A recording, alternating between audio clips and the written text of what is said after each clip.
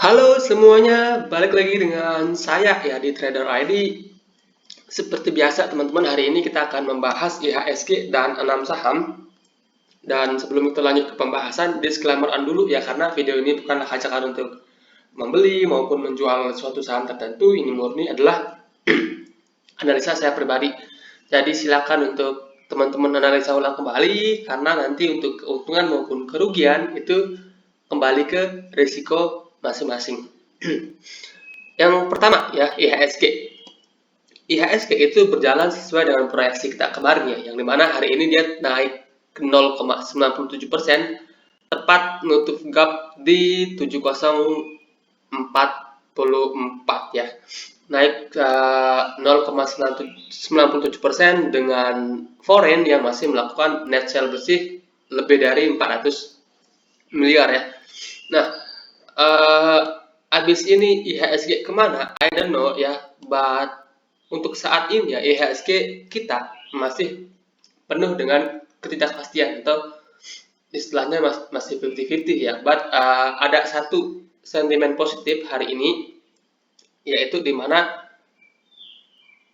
ketegangan antara Rusia dan ketegangan antara Rusia dan Ukraina itu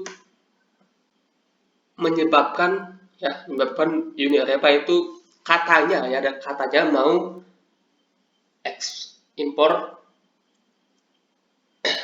batu bara dan migas dari Indonesia, teman-teman, dari Asia. Nah, kalau itu beneran terjadi ya, maka ekspor kita dari segi komoditi itu akan bagus, teman-teman. Itu akan berdampak positif terhadap neraca perdagangan negara kita sendiri. Nah, untuk itu menurut saya pribadi ya, untuk secara sektoral yang per hari ini masih bullish atau menarik menurut saya, yaitu sektor minyak dan gas. Kemudian selain itu consumer goods. Nah, selain itu hari ini yang menjadi mover IHSG itu sektor batu bara dan nikel-nikelan, yang dimana hari ini dipimpin oleh PTBA yang naik 8% lebih karena katalis positif tersebut ya, yang dimana katanya Uni Eropa mau impor komoditi dari Asia. Nah, mudah-mudahan itu valid ya, dan kalau itu valid, itu akan berdampak positif untuk indeks kita, teman-teman ya. Nah, jadi untuk saat ini, kalau seandainya IHSG koreksi, I guess ya, menurut saya mentok-mentok koreksinya itu cuma sampai 6.800, habis itu rebound. Kalau menurut saya pribadi. Dan kalau itu benar, maka IHSG kita ada peluang membentuk pattern cup and handle yang besar dan maybe akan kembali melanjutkan kenaikan. Oke, itu untuk IHSG. Jadi untuk saat ini view saya sendiri juga masih bingung ya untuk IHSG sendiri, masih belum pasti arahnya kemana, karena dari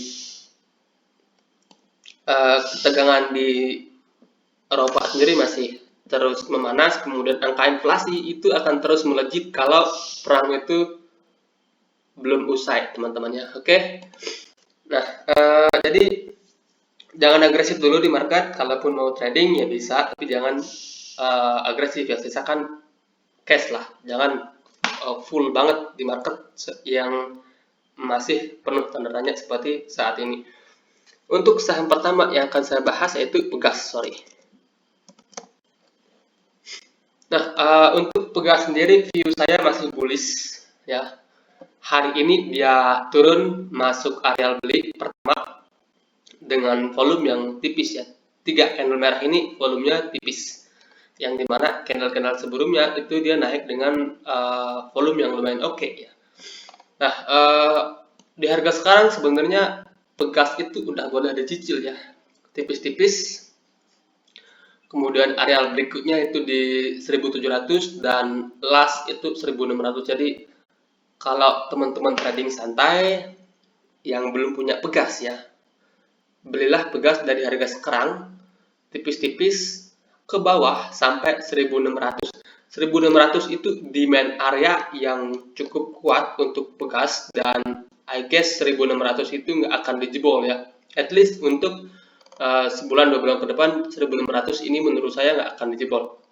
Dan pegas sendiri menurut saya pribadi itu ada peluang naik sampai 2000 ya.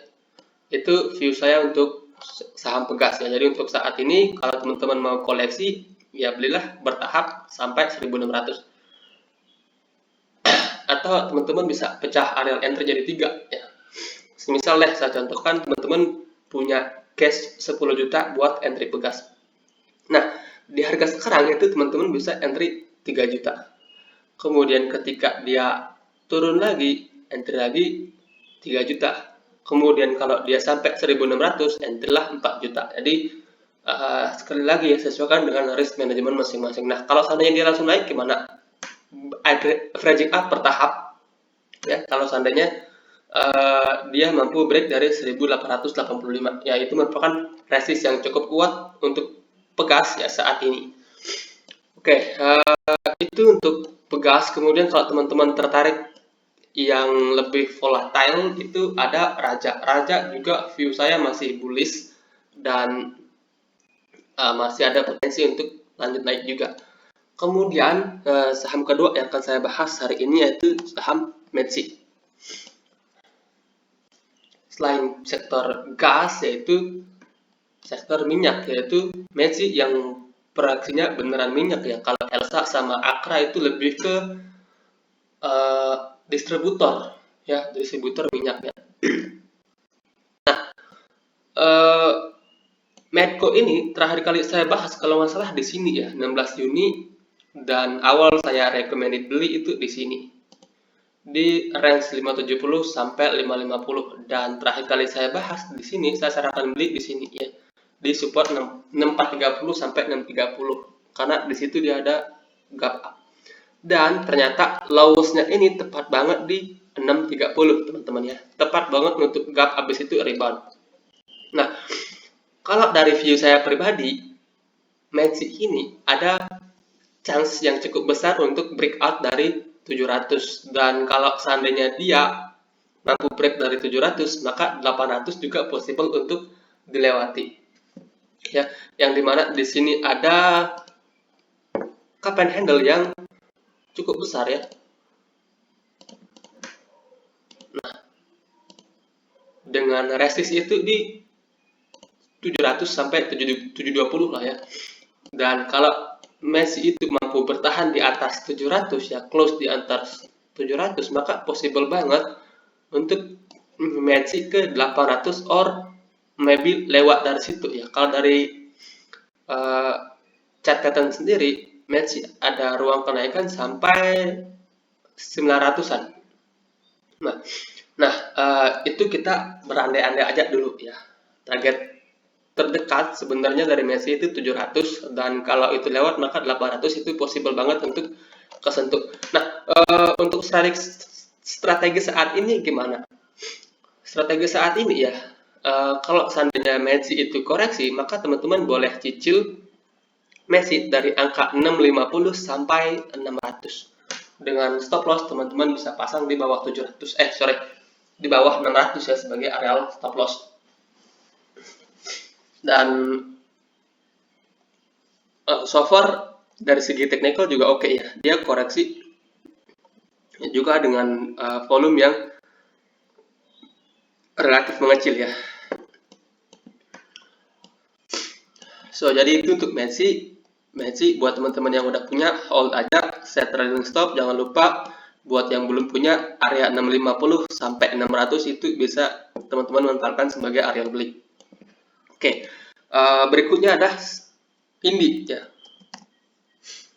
Nah, sektor coal sendiri hari ini itu ada beberapa saham yang udah validasi bottoming.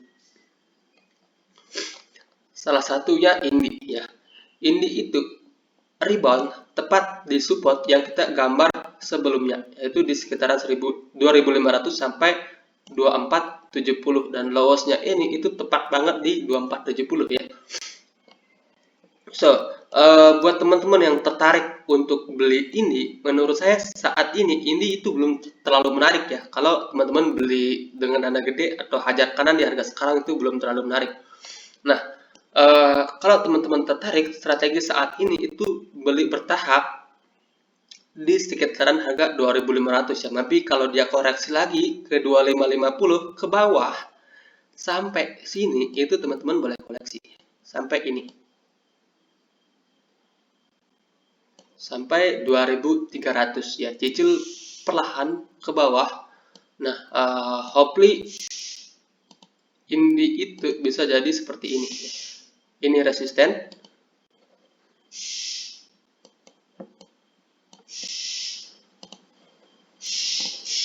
ini cup, dan hopefully ini akan jadi handle buat ini ya. Jadi strategi untuk saat ini, kalau teman-teman mau beli dengan dana gede, pakailah stop loss di bawah 2470. Kalau teman-teman mau trading santai, trading nyicil-nyicil, ya pakailah stop loss under 2300 ya. Dan menurut saya sih ini masih bagus ya. Trennya juga sebenarnya masih oke, cuma ini emang udah selayaknya koreksi karena dia udah nyentuh resisten. Nah, kalau seandainya dia coba lagi nanti untuk break resisten, maka ada potensi resist di 3150 itu akan di breakout oleh ini. Oke, itu untuk ini. Kemudian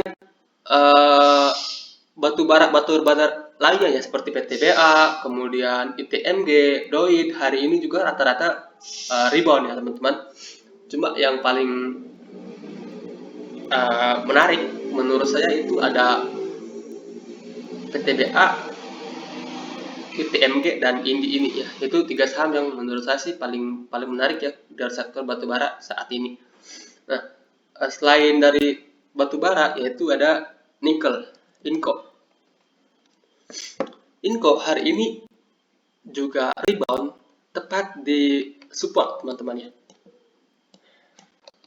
Nah, ini adalah area support yang kita gambar sebelumnya di Inco. Oke, kita hapus dulu deh ya biar lebih clear ya gambarnya. Sorry. Kita hapus dulu semua. Nah, support kuat di Inco yaitu ada di 6.400 yang merupakan area gap yang belum ketutup sebelumnya. Ini adalah area demand ya buat Inco. So, jadi kalau seandainya Inco turun lagi di range ini, range 6.400 sampai 6.800 itu teman-teman boleh cicil Inco. Kalau seandainya dia turun lagi, dengan harapan Inco koreksi ke sini, kemudian lanjut naik at least sampai resisten di 8.200. Harapannya seperti itu teman-teman ya. Jadi kalau seandainya Inco koreksi, mulailah cicil-cicil bertahap sampai 6.400. Nah, untuk stop lossnya teman-teman bisa pasang di bawah 6.400 ya, pakai candle closing. Dan menurut saya sih Inco ini juga masih oke ya. Trennya masih bagus. Ini apakah ini akan jadi double top? Belum terkonfirmasi teman-teman ya. Ini belum terkonfirmasi double top. Kalau seandainya nanti dia jebol 6.400 baru terkonfirmasi double tops ini ya.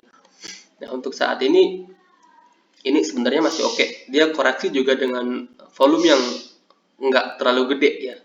Relatif normal lah volume koreksinya. Jadi so far Inco juga menurut saya sih masih oke ya. Kalau seandainya koreksi itu bisa manfaatkan untuk buy on weakness di Inco.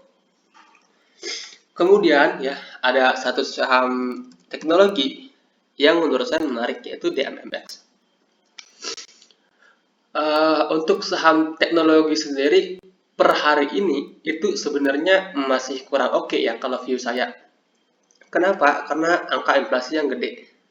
Angka inflasi yang gede itu akan berdampak negatif ke saham-saham di sektor teknologi. But ya seminggu 2 minggu terakhir itu beberapa saham teknologi itu udah nggak membuat lower low lagi ya. Salah satunya itu DMMX, kemudian ada Bukalapak, yang juga udah agak buat lower low baru.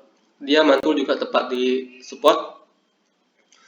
Nah, yang paling saya suka yaitu DMMX ya, yang dimana sebelumnya DMMX itu udah pernah saya post di Instagram untuk cicil beli di range 1700 sampai 1500 dengan potensi DMMX ini membuat pattern double bottom.